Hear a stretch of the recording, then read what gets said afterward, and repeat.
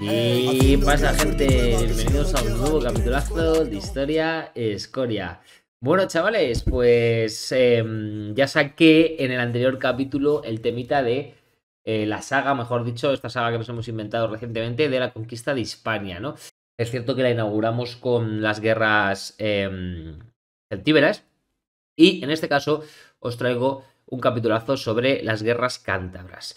Es cierto que cronológicamente, digamos que existen tres grandes conflictos respecto a la conquista de Hispania, que serían las guerras celtíberas, de las que ya hemos hecho un capitulazo especial para fans, además, las guerras lusitanas y las últimas, las guerras cántabras. Por orden cronológico sería así. Es cierto que yo me estoy saltando las guerras lusitanas, no porque no vaya a hacerlas, que sí que tengo intención de hacerlas, sino porque tengo más desconocimiento sobre estas que sobre las cántabras. Entonces, bueno, me apetecía sacar capítulo rápido y he preferido saltarme cronológicamente las lusitanas para ir directamente a las cántabras. Aunque, como os digo, en algún momento pues sacaré un capítulo sobre las lusitanas para cerrar esta saga con estos tres conflictos tan interesantes. El caso es que hoy os traigo cántabras y bueno, pues luego os cuento un poquito cómo lo hemos organizado y demás. Espero que lo disfrutéis muchísimo.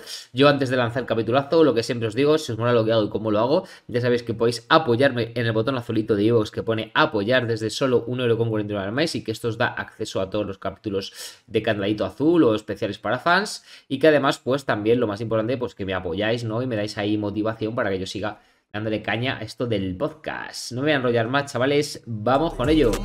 Niños, no sabéis lo que contáis, ya no voy a pensar, solo voy a beber para poder disfrutar, me voy a enloquecer, sé que ya he pasado demasiado y no voy a joder, hablo con mi hermano, quiero desaparecer y ya no voy a pensar. Bueno, pues bienvenidos a este nuevo episodio de las Guerras Cántabras y bueno, como siempre, pues antes de lanzarnos con el episodiaco, vamos a comentar un poquito la bibliografía consultada. Para este caso, para este capítulo de las Guerras Cántabras, realmente he utilizado, pues como vengo acostumbrando, dos tipos de fuentes, ¿no? Por un lado, las fuentes clásicas, es decir, la de aquellos autores latinos o griegos que fueron contemporáneos del conflicto o muy cercanos al conflicto, aunque no contemporáneos, como es este caso. Y por otro lado, pues la bibliografía un poco más actual, es decir, de investigadores de ahora, contemporáneos, que han dedicado parte de su vida a investigar este conflicto, ¿no? Respecto a la bibliografía contemporánea, bueno, pues me he basado en un artículo de la revista Historia Militaris de Solar Sánchez, denominado este artículo como, pues, muy clarito, ¿no? Las guerras cántabras. Y luego, respecto a fuentes clásicas, básicamente me he basado en Orosio, en su volumen 2 de historias, y en Floro, en la epítome de la historia de Tito Livio. Básicamente son las dos fuentes clásicas que he consultado con mucho cuidado. Ya sabéis que con las fuentes clásicas hay que tener cierto cuidado, ¿no? Porque ya sabemos lo que les gustaba a los historiadores griegos y romanos alardear de su propia cultura, entonces hay que tener un poquito de cuidado con las exageraciones, tanto para bien como para mal, ¿no? Bien, citada la bibliografía como debe ser y ha sido, vamos a empezar con la introducción. Bueno, ¿cómo hemos dividido el capítulo? Bueno, el capítulo lo hemos dividido básicamente en una parte de introducción, que es el que voy a comenzar ahora. Veremos un poquito las causas del estallido de este conflicto y luego pues las diferentes campañas ya más de tipo militar que acontecieron para acabar finalmente pues con una conclusión y consecuencia. Bien, respecto a la introducción, ¿qué podemos comentar a modo introductorio de este conflicto cántabro y romano tan interesante? Bueno, pues lo primero es definirlo, ¿no? ¿Qué son las guerras cántabras? Bueno, pues es un conflicto acontecido entre el 29 y el 19 a.C., de una duración de 10 años, como veis, entre la República Romana, que por estos lares ya es prácticamente un imperio, y por otro lado el pueblo cántabro y Astur, porque siempre se llaman guerras cántabras, olvidándonos siempre de los pobres astures que combatieron casi todo el mismo tiempo que los cántabros. Es cierto que los cántabros van a combatir un poquito más que los astures, pero los astures estuvieron prácticamente el 90% del conflicto presentes. Es un conflicto que además ha pasado a la historia por ser muy importante para una de las figuras más trascendentales de la historia romana, que es Augusto. Pues este va a intentar instrumentalizar el conflicto para relanzar su campaña política como príncipes y como futuro emperador. Pues ya sabéis, Octavio Augusto, el primer emperador del Imperio Romano, es con el que muere la República. Y analizaremos, como os digo, pues el conflicto militar a nivel de campañas, de, bueno, batallas, momentos clave, pero también veremos qué motivos le llevan a Augusto a invadir el único reducto independiente del poder romano que quedaba en la península ibérica, porque recordemos que cuando acontecen estas guerras, como os decía al principio del capítulo, ya han sido concluidas tanto las lusitanas como las celtíberas y por lo tanto este es el único reducto libre de Roma que queda en la península ibérica, lo que es la zona de que actualmente sería Cantabria, Asturias y el este gallego, sería un poco la zona, ¿no?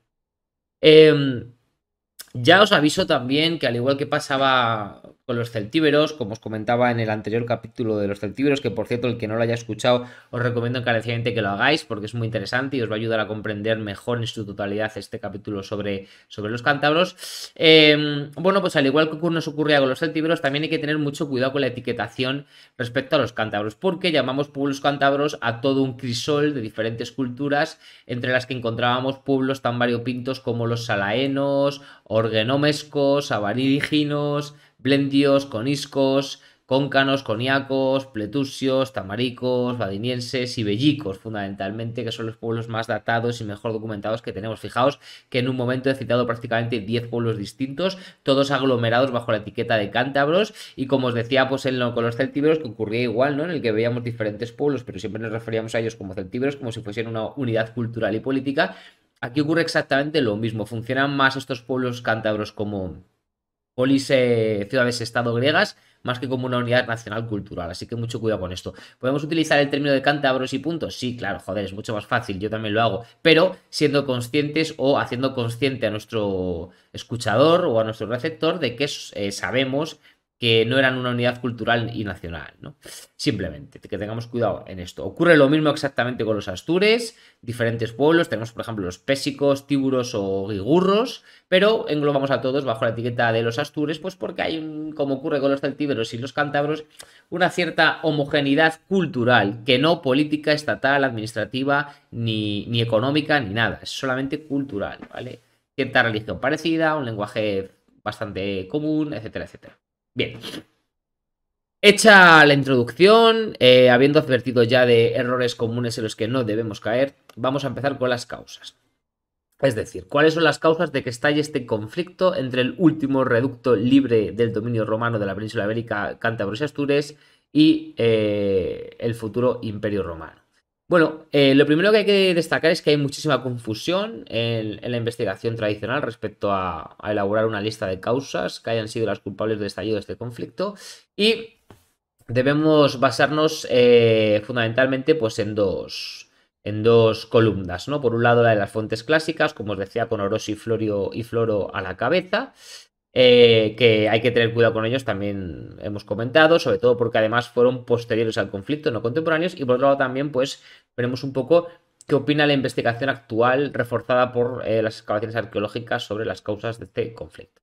Bien, ¿qué nos cuentan Orosio y nuestro querido Floro respecto a por qué Roma se mete en este berenjenal? Bueno, pues nos dicen que Roma interviene en primer lugar para proteger a los pueblos aliados suyos, sobre todo vaquios y túrmogos y autrigones, porque están siendo acosados y bueno, y bastante jorobados por la rapiña, ¿no? Y el acoso de esos pueblos cántabros y astures que se dedicaban en gran medida al saqueo, ¿no?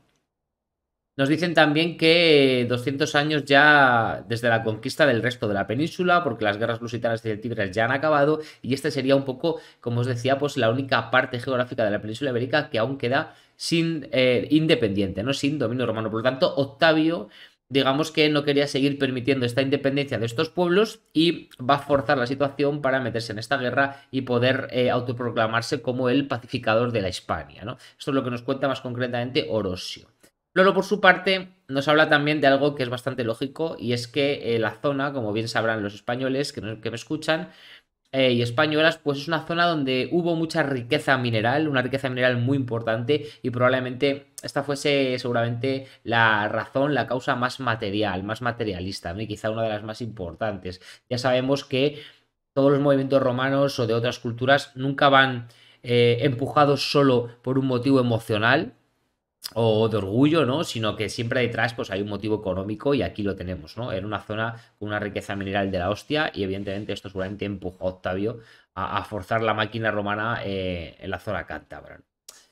¿Qué nos cuenta la investigación contemporánea al respecto? Porque acabamos de ver cómo la clásica, como la de Orosio y Floro, pues nos ha dicho que Roma interviene para proteger aliados suyos de la zona, bueno, pues que es la única zona independiente y que eso a Octavio le sienta mal y por la riqueza mineral, ¿no? Que nos cuenta, por otro lado, la investigación contemporánea. Bueno, le da mucha importancia a la política interior romana. En este momento es un periodo muy convulso en Roma a nivel de política interior. Toda la convulsión que venía de Mario, de los Graco, del conflicto patricio-plebeyo, sigue estando muy presente y muy vivo en la política y la sociedad romana.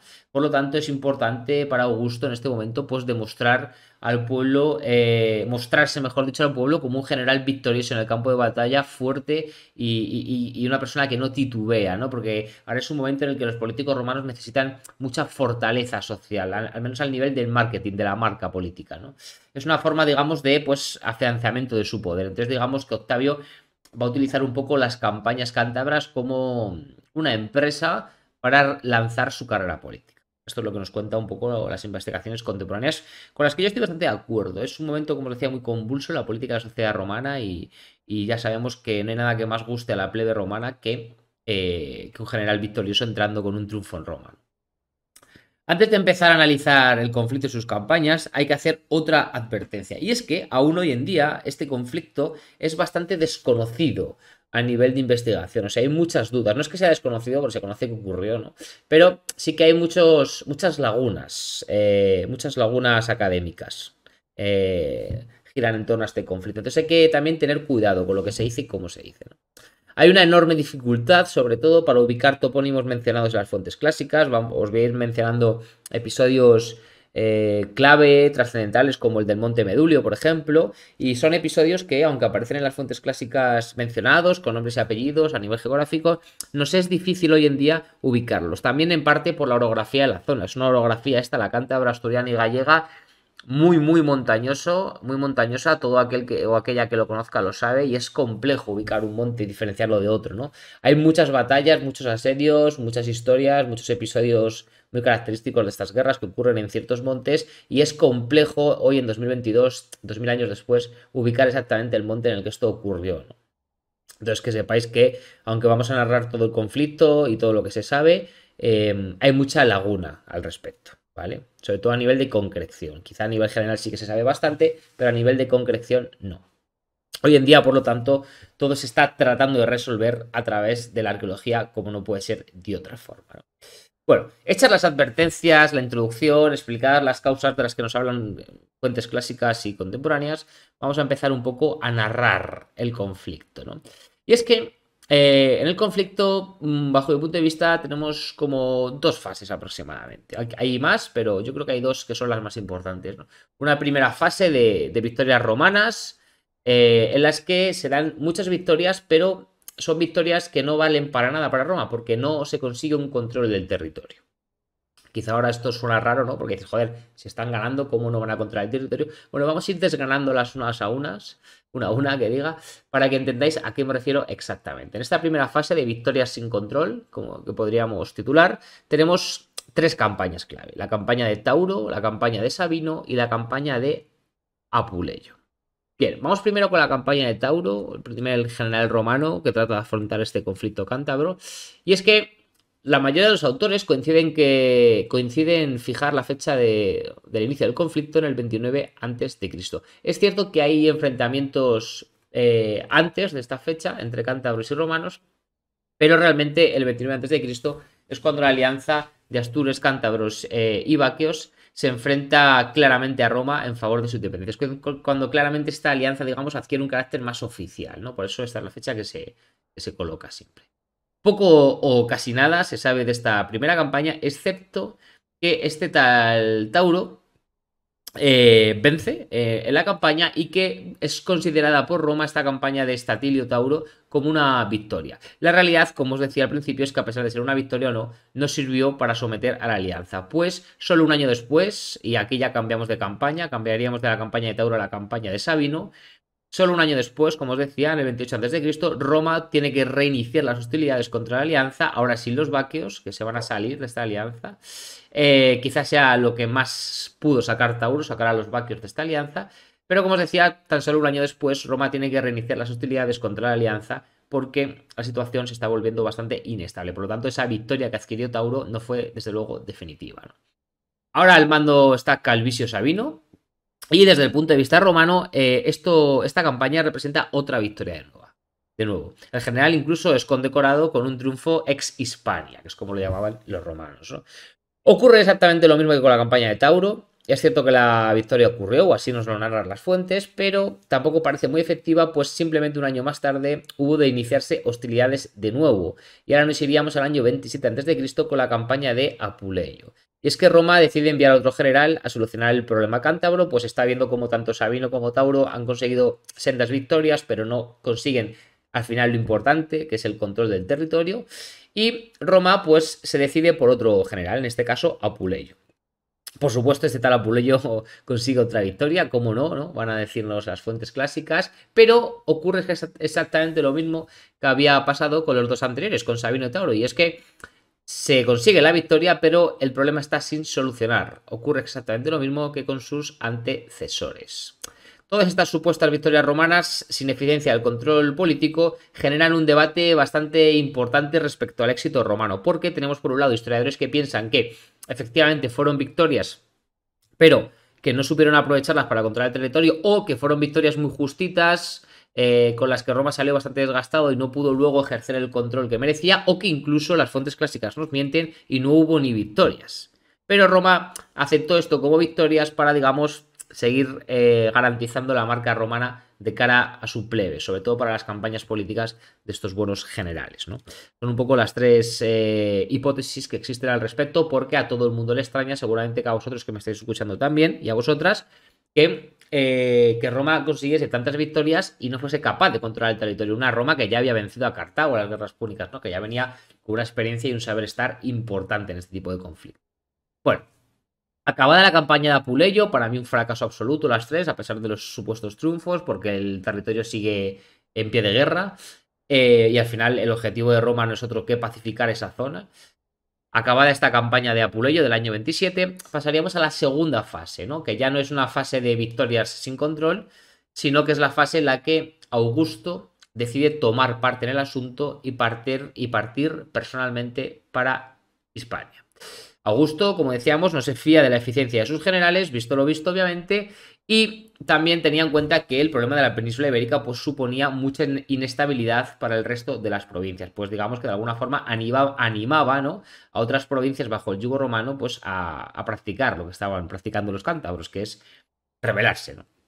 Octavio va a, como primer gesto, abrir las puertas del templo de Jano. Esto equivalía a oficializar religiosamente que Roma estaba en guerra. Es un acto muy importante, pues vemos como ahora Roma se toma en serio la guerra hasta tal punto que utiliza su gesto simbólico religioso más importante para declarar la guerra. O sea, Roma, digamos que tenía dos vertientes por las que declarar la guerra: de forma política a través del Senado, esto ya lo ha hecho, y de forma religiosa, simbólica, abriendo las puertas del templo de Jano. Esto lo va a hacer Augusto antes de partir para Hispania, y forma parte también un poquito, no lo olvidemos, de esa campaña política que Augusto quiere lanzar, aprovechando un poco el contexto bélico que existe en la zona cántabra. Quiere decirle al pueblo de Roma: estamos en guerra, yo soy el Salvador, voy a Cantabria a arreglar esto que los demás no son capaces porque yo soy el príncipex, ¿no?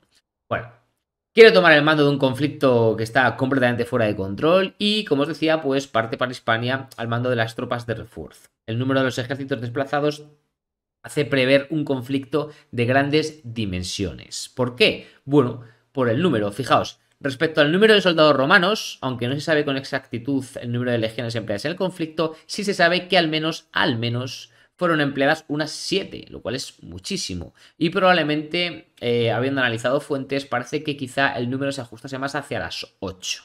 8 legionacas. Fijaos si Roma se está tomando en serio el problema cántabro, que no solo envía una o dos legiones, sino 8 legiones. Y ojo con las legiones que envía, porque la mayor parte de la investigación opina que las legiones que intervinieron en el conflicto fueron la Legio I Augusta, la Legio II Augusta, la Legio V Lauda, la Legio VIII Hispania, la Legio III Macedónica, la Legio VI Victris y la Legio X Gémina. Pensad que la Legio I y la II Augusta son las legiones más potentes que Roma tiene en este momento, quizá con la 8 de Hispania, que era muy famosa y se ganó una buena fama. El hecho de que Roma decida invertir estas legiones en el conflicto cántabro nos habla de la importancia que este conflicto acabó suponiendo para Roma, ¿no?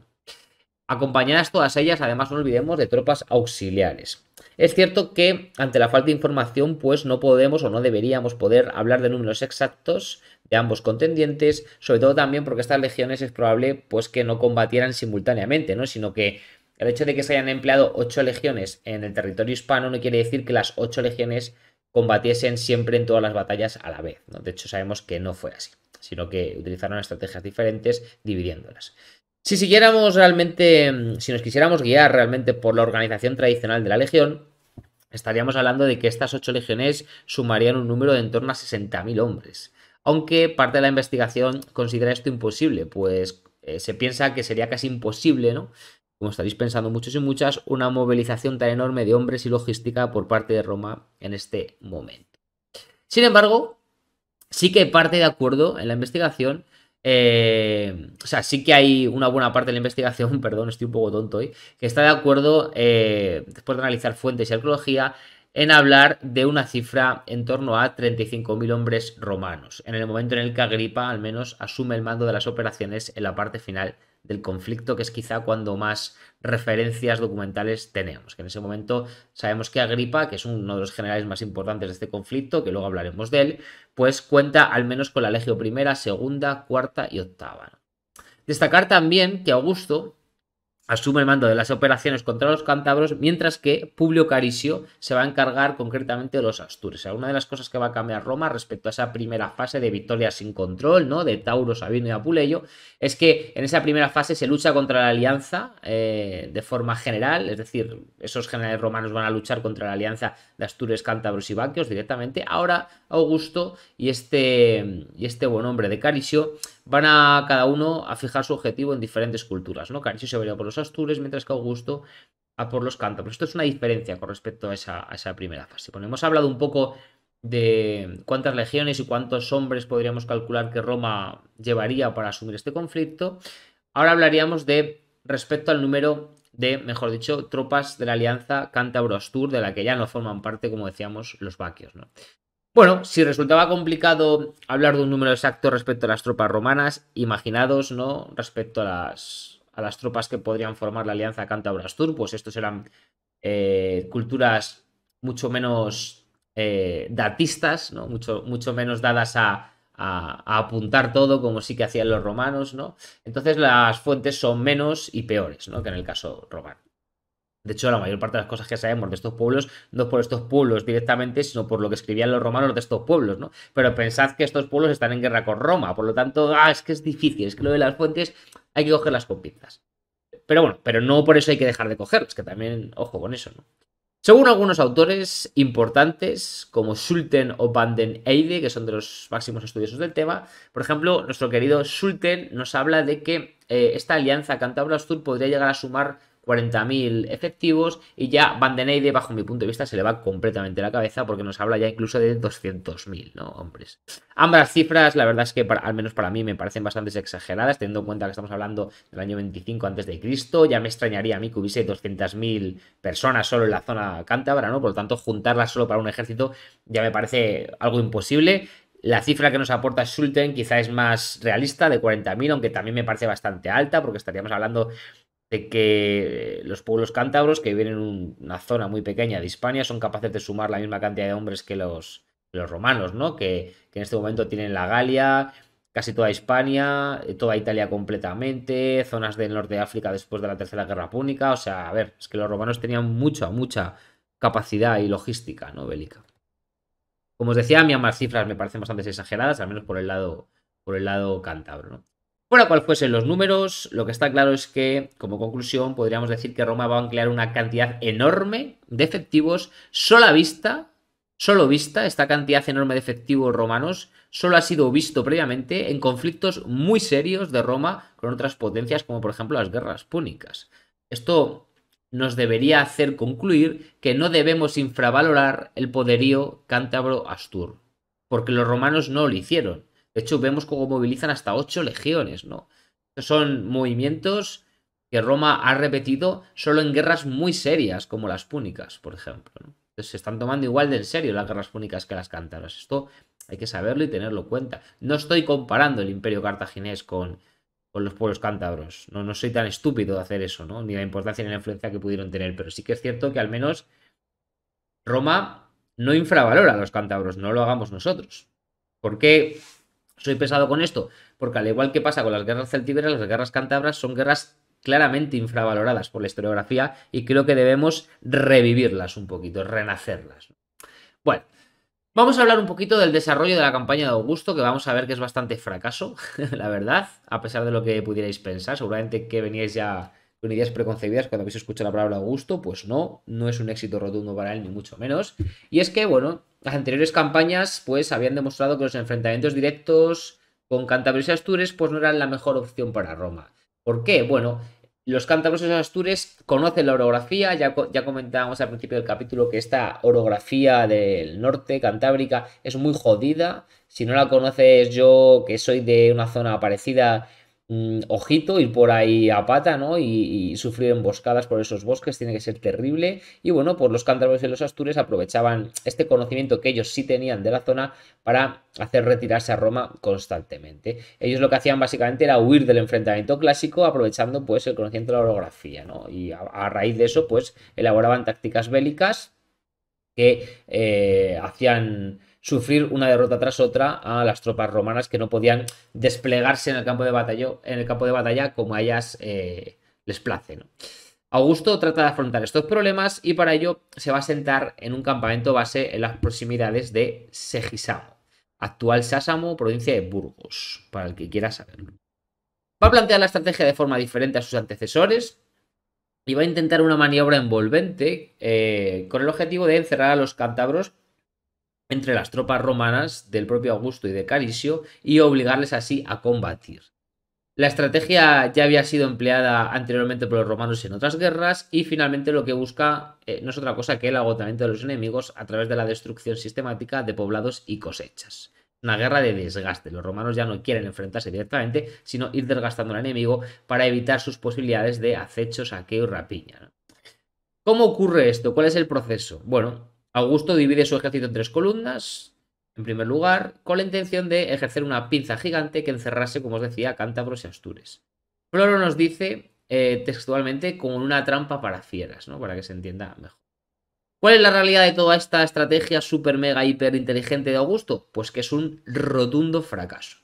Cántabros y astures, anticipando la jugada, van a hostigar desde posiciones ventajosas siempre a los convoys y tropas romanas, no permitiendo que la estrategia contase con el avituallamiento necesario movimiento para poder ser realizada. Finalmente, el intento de conquista romana se convierte en una prolongada guerra que acaba desgastando tanto física como mentalmente al propio Augusto. Incluso cuentan las fuentes, esto es curiosísimo, que le llegó hasta caer un rayo, ¿no? O sea, el hombre salió de allí desquiciado, ¿no? Y finalmente, todo ello, junto a una grave enfermedad que contrae el príncipeps, pues hace que este se tenga que retirar a Tarraco a finales del año 26 a.C., dejando el problema en otras manos. Otro fracaso más para Roma en la cuestión cántabra. Para mí, esa primera campaña también es un fracaso a pesar de las victorias y esta de Augusto es sin duda un fracaso, al menos esta primera de Augusto. Después de esta de Augusto, de esa pinza infalible que acaba siendo un desastre, vendría la campaña de Cayo Antistio y este hombre pues va a ser el encargado de acechar a los cántabros, mientras que se va a seguir dejando a Publio Caurisio como encargado de los astures, por decirlo así. Roma no ceja en su empeño y la campaña de sometimiento y conquista de los cántabros continúa. Como os decía, se le da el mando, pasa de Augusto a Antistio, que era el legado de la Tarraconensis, y Carisio, que era el legado de la Occitania, como os decía, pues va a continuar con su enfrentamiento con los astures. Los cántabros van a infravalorar ahora sí el potencial romano y van a decidir enfrentárselos en batalla abierta. Esto fue lo que se conoció como la batalla de Bérgida. Quizá estos cántabros, habiendo hecho huir a Augusto, se sentían más envalentonados de lo que debían y el desarrollo de la batalla demostró un tremendo error de cálculo por parte de nuestros amigos cántabros, pues fueron derrotados con autoridad, con mucha autoridad de hecho, por los romanos. Los supervivientes huyeron al monte Vindus. Aquí vemos cómo aparece por primera vez el problema de encontrar los topónimos que nos aparecen en las fuentes clásicas. Aún hoy en día es una incógnita dónde está este Monte Vindus, pero bueno, el caso es que esos supervivientes huyen a un tal Monte Vindus y se fortifican. Ahí van a aguantar estoicamente y ferozmente durante más tiempo del que se pensaba y finalmente, ante el asedio y cerco romano, los supervivientes mueren de inanición y frío. Antistio va a aprovechar el momento de debilidad para adentrarse en territorio cántabro y va a atacar la ciudad de Aracelium, que tiene también una ubicación desconocida. Esta es capturada tras una heroica y épica resistencia por parte de los cántabros y tras esta otra victoria, Antistio tiene vía libre ya, ahora sí, para penetrar directamente en el corazón de Cantabria. Este tal Antistio pues va a ser apoyado además por desembarco, va a ser apoyado por tropas que desembarcan en la zona costera cántabra, proveniente de la Galia, a petición de Augusto, pues este había movilizado todo esto para desbloquear esta campaña que parecía que no avanzaba hacia ningún sitio, ¿no? Se va a realizar así lo que se considera una especie de ataque anfibio, ¿no? Porque vienen tropas que desembarcan y otras que van por tierra. Es decir, desde el norte tenemos esas tropas que desembarcan desde la Galia y desde el sur a Antistio. Y va a ser un éxito rotundo, pues se van a ir conquistando diferentes ciudades y controlando el territorio. Es la primera vez que Roma tiene un éxito importante en la zona cántabra. Y como os decía, no es un éxito motivo de Augusto, sino, como veis, de este tal Antistio. Por su parte, Publio Caurisio, que era el encargado de los astures, pues recibe una ofensiva muy fuerte por parte de los astures, pues estos habían logrado reunir un ejército en el monte que se estima en torno a 23.000 hombres y las fuentes hablan incluso de que ambos ejércitos pues presentaban similares proporciones, ¿no? La estrategia Astur, ¿cuál es? Bueno, hacer un asalto simultáneo a los tres campamentos, bueno, a los campamentos, que no eran tres, ¿vale? A los diferentes campamentos en los que las tres legiones con las que contaba Carisio se asentaban. La ofensiva es por sorpresa, no se la esperan, pero desgraciadamente es un absoluto fracaso. Los romanos son advertidos por los habitantes de Brigaecium. Esto les permitió juntar el tiempo necesario para poder juntar, valga la redundancia, sus tropas para enfrentarse como es debido, unidos al ejército Astur. Aunque se habla, según las fuentes, de una victoria romana, sí que también es cierto que se menciona que esta victoria pudiera ser un poco pírrica, pues aunque vencen los romanos y es un fracaso porque al fin y al cabo la estrategia era sorpresa, estaba bien pensada, era como la mejor oportunidad que tuvieron los astures, sí que es cierto que aun habiendo sido derrotados, el número de bajas entre las tropas romanas fue muy alto para haber sido vencedores, ¿no? El resto del ejército Astur va a huir al Monte Vindus también, igual que los cántabros, y se van a fortificar o a defender o a intentar resistir en la ciudad amurallada de Lancia. La ciudad es asediada por los romanos, estos astures, van a ejercer una resistencia muy feroz, pero finalmente deciden rendirse a los romanos a cambio de que la ciudad no fuera saqueada. Y aquí hay que quitarse el sombrero ante Carisio porque este aceptó y respetó el pacto y además procuró que sus tropas también lo respetasen. Esto no siempre pasaba con los romanos, que a veces eran un poco mentirosillos, ¿verdad? Ya lo hemos visto en otras ocasiones. Así que, oye, también cuando son honestos hay que decirlo. Carisio, tras este éxito, va a aprovechar para avanzar aún más en territorio Astur y va a conquistar 3 o 4 ciudades más importantes que incluso Lancia más. Bien, Augusto. ¿Qué hace nuestro colega Augusto después de estos éxitos de sus compañeros Caurisio y Antistio que él no había podido o sido capaz de conseguir? Bueno, este buen Augusto está en Terraco recuperándose de su desastroso paso por Cantabria y es informado pues de la rendición de ambos pueblos, tanto del Cántabro como del Astur. Así, en el invierno del 25 a.C. va a decidir regresar a la zona. Finalmente, este Augusto va a obligar a las poblaciones a bajar de las montañas para asentarse más en las llanuras y a entregar rehenes. ¿Por qué obliga a las poblaciones a bajar de las montañas? Bueno, sabemos claramente, hemos visto cómo los cántabros y astures, cada vez que se enfrentan a los romanos en un campo abierto o incluso llevando ellos la iniciativa o la ofensiva, son derrotados por los romanos. Lo que les hace fuertes a los cántabros y a los astures no es la guerra tradicional, sino es la táctica, ¿no? La táctica utilizando la orografía. Esa orografía se basa fundamentalmente en el monte, en el conocimiento de esos montes. Pues Augusto no es imbécil y por eso va a obligar a una gran parte de los pueblos, sobre todo aquellos más belicosos, a asentarse en las llanuras. Una vez que finaliza esta reorganización demográfica, a principios del año 24 a.C., marcha de nuevo para Roma. Una vez en Roma, cierra las puertas del templo de Juno, como dando a entender al pueblo romano que, ya he vuelto yo, ya tuve que ir yo para allá, ya he solucionado el problema, ya puedo cerrar las puertas, pero la realidad es que el conflicto, como estáis pensando, porque os he dicho que dura 10 años, está bastante lejos de estar pacificado o finalizado por completo.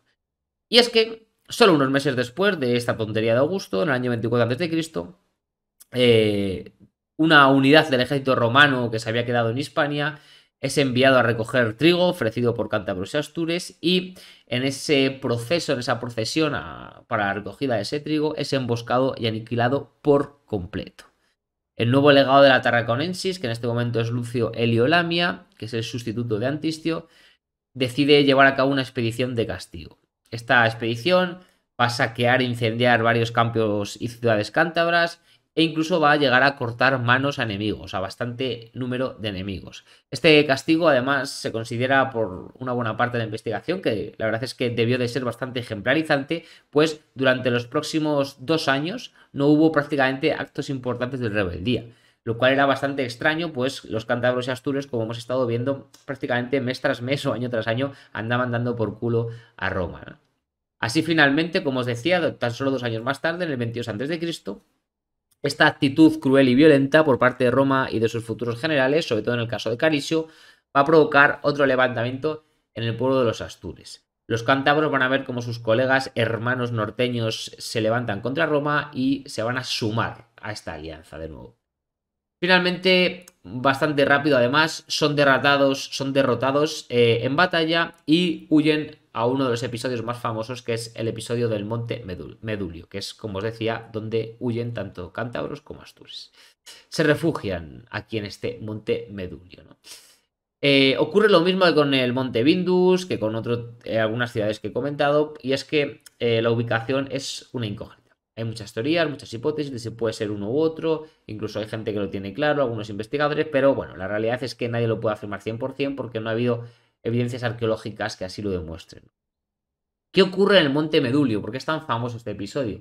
Bueno, cuando huyen las tropas, los romanos no ven la forma de entrar a aplastar estos últimos resquicios rebeldes, y los propios cántabros se sentían realmente inalcanzables en este monte, pues eran muy conscientes de que era un monte de los de peor orografía para los romanos. Cayo Furnio decide realizar un foso de 23 kilómetros alrededor del monte y asediar a los refugiados hasta desgastarlos, ¿no? Cayo Furnio es el encargado en este momento, ¿no?, de este conflicto. Finalmente, tras un tiempo, los cántabros no consiguen romper el sitio romano y deciden atacar, no los cántabros, sino los romanos deciden atacar el monte por diferentes puntos a la vez. Los cántabros, ahora ya sí, después de bastante tiempo en el que no han conseguido romper el asedio romano, son sabedores, conscientes de que van a ser derrotados, y deciden hacer una cosa que es lo que realmente ha pasado a la historia, ¿no?, como hecho, digamos, honroso, o si es que hay mucha honra en lo que voy a contar, ¿no? Y es que deciden, pues, celebrar un último banquete y realizar un suicidio general tras la comida. Ese suicidio parece que se realizó con veneno de tejo, acuchillándose unos a otros y arrojándose al fuego. ¿Por qué hacen ese suicidio general después del banquete? Bueno, pues digamos que ellos eran conscientes, después de la feroz resistencia que habían hecho contra los romanos estos cántabros, que lo que les esperaba era esclavitud y muy malos tratos. Entonces preferían matarse que ser esclavos de los romanos, ¿no? De tal manera que finalmente Furnio, cuando ya consigue llegar, pues no pudo hacer esclavos. Los astures, por su parte, porque todo esto les ocurre a los cántabros, son derrotados en su levantamiento por Carisio, que además fue reforzado por el propio Furnio una vez este había acabado con los cántabros en Medulio, o una vez que los cántabros habían acabado consigo mismos, ¿no?, en Medulio. Esta sería la última vez que los pobres astures se sublevarían a Roma. Ahora sí, lo que es al menos, lo que corresponde al menos a Pueblo Astur, estos eran ya definitivamente romanos o estaban definitivamente conquistados, porque ya vamos a ver cómo los astures no van a volver a levantarse. Ahora se quedan solos, por decirlo así, los cántabros. Tras este episodio tan curioso de suicidio general del Monte Medulio, en el que los cántabros acaban suicidándose y los astures son finalmente aniquilados también y conquistados, pasaríamos ya a la última parte del conflicto, la que se considera que es el asalto final, la campaña del famoso Agripa. Bien, Pudiera parecer que los cántabros, como decía, ya habían sido derrotados totalmente, pero aún queda una bala más. Y es que en el año 20 a.C., los prisioneros romanos vendidos como esclavos cántabros consiguen liberarse y asesinar a sus captores huyendo a sus poblados. Estos consiguen encender la llama de la rebelión una última vez en esos poblados cántabros en los que se refugian después de asesinar a sus captores esclavistas. Augusto, preocupado de nuevo por no poder acabar definitivamente con esta situación, decide enviar a su mejor amigo y mejor general romano, Marco Vipsanio Agripa, que junto con el nuevo legado de la Tarraconensis, que en este caso es Publio Silo Nerva, van a tomar el mando de esta expedición, que es más ya una expedición de castigo que de conflicto en términos tradicionales. El estado, hay que decir una cosa, y es que el estado anímico de las tropas romanas en este momento está bajísimo. Pensemos que están inmersas en un conflicto que está durando demasiados años para el tamaño del enemigo, en un territorio externo, en una orografía fría, lluviosa y difícil, una guerra que parece que siempre se vence pero no se termina de controlar, e incluso se sabe que en el año 19 a.C. la Legio I sufrió una fuerte derrota contra tropas cántabras, llegando incluso a perder un águila. Agripa, consciente de que esto representaba una humillación importante para los romanos, tuvo que castigar a la Legio e incluso le quitó el título de Augusta por semejante deshonra, ¿no? Hubo también, a esto hay que sumarle que hubo también, como decía, amotinamientos muy importantes de tropas romanas por cansancio y también por temor a los cántabros. Ya sabéis que estos se dedicaban mucho al pillaje, ¿no? Y a los ataques rápidos. Y Agripa, pues tuvo bastantes momentos en los que reprimir a sus propias legiones para poder continuar con la propia expedición. O sea que a pesar de que, digamos, como vamos a ver ahora, las victorias de Agripa fueron fáciles, sí que es cierto que el camino hasta esas victorias fáciles fue complicado, porque las tropas romanas estaban ya muy cansadas de guerrear con los cántabros realmente. Agripa llevó a cabo pues una destrucción sistemática con éxito y con relativa facilidad de las poblaciones cántabras que iba capturando, y el objetivo final pues era ya no vencer a los cántabros solamente, sino lograr el sometimiento completo de este enemigo tan rebelde, ¿no? Que no deja nunca de ponerse la correa romana. La aniquilación de los enemigos que Agripa se iba encontrando en edad militar fue total, es decir, lo que hacía no era solo vencer a los cántabros, sino asesinar a todos aquellos hombres que se encontraban en edad militar para poder evitar futuras rebeliones. Y además, una vez conquistado el territorio de las poblaciones cántabras, eran obligadas, como ya hizo Augusto, a asentarse en territorios llanos para evitar así también futuras escaramuzas en los montes, ¿no? Además, va a preocuparse de que las armas de los sobrevivientes o de los hombres a los que se deja sobrevivir fuesen confiscadas. Y finalmente, amigos y amigas, tras 10 años, los cántabros habían sido por fin sometidos por Roma. No sin mucho sudor, esfuerzo y sangre, todo hay que decirlo. Parece que este enfrentamiento final tuvo que ser brutal entre romanos y cántabros. Sobre todo, se cita en las fuentes por la determinación cántabra de lo que les esperaba si perdían, ¿no? Esto es lo que nos dicen Orosio y Floro, ¿no? Sabemos además que después de este ocurre otro alzamiento en el 16 a.C. con el que se considera ya el fin del conflicto en favor de Roma, pero de esto no voy a comentar nada porque, bueno, según encontré las fuentes parece bastante menos importante que esta última campaña de Agripa. Y así, amigos y amigas, pues es como finalmente se termina, ¿no? Termina este conflicto tan interesante, importante y duro para Roma, que fue el de las guerras cántabras o el conflicto cántabro, ¿no? O las rebeliones cántabras. Lo podéis encontrar nominado de diferentes formas. Bueno, ¿cuáles son las consecuencias del final del conflicto? Bueno, la primera y más importante es que tanto cántabros como astures pierden por fin, no digo por fin porque a mí me parezca que la pierden, sino porque es lo que es, ¿vale? Y porque ha costado mucho. Primera consecuencia, como decía, cántabros y astures pierden su independencia. Ahora, ya por fin, todo el territorio de la península ibérica está pacificado y controlado realmente por Roma.